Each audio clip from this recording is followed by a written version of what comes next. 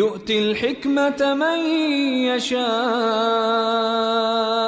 السلام عليكم ورحمة الله نحمده ونصلي على رسوله الكريم أما بعد আজকে আমরা এই দর্শে আলোচনা করব যে ওই নসব সম্পর্কে যেই নসবটা বাহ্যিক যে নসব রয়েছে সেই নসবের বিপরীত।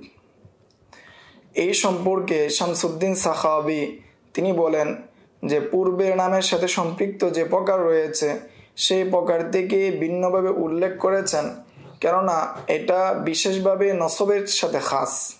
কেননা যদিও নামের দিক থেকে এক, কিন্তু তার মানাগত দিক থেকে সেটা ভিন্ন।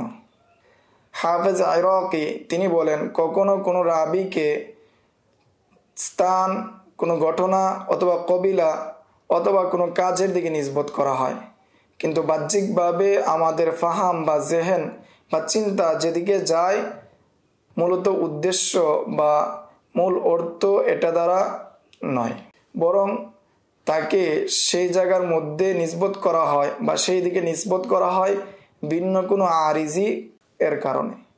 যেমন কোনো ব্যক্তি কোনো স্থানে গেল অথবা কোনো কবিলায় গেল, তখন তাকে ওই কবিলা বা ওই স্থানের প্রেক্ষিতে তাকে নিসবত করা হয়। এখন আমরা জানবো এই নয়ের উদাহরণ সম্পর্কে। যেমন আবু মাসউদ আল বাদারি, তার নাম হলো উকবা বিন আল আনসারি আল খাজরুজি।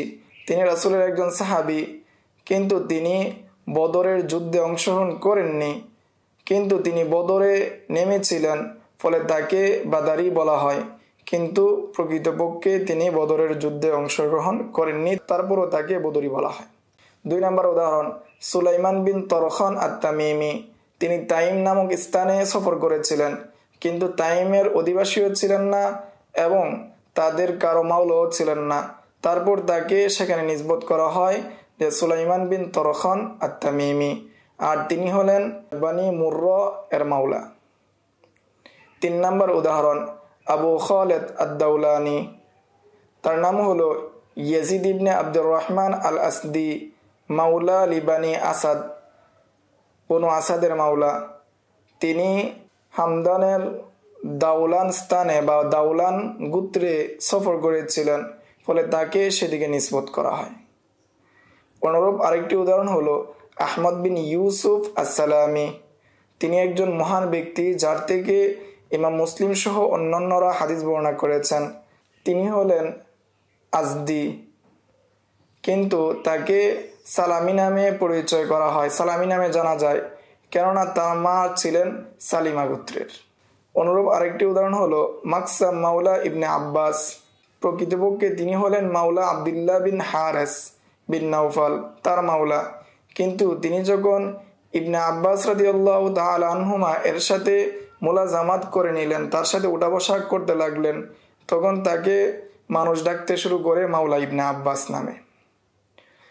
অনুরূপ আরেকটি উদাহরণ হলো ইয়াজিদ আল ফকির।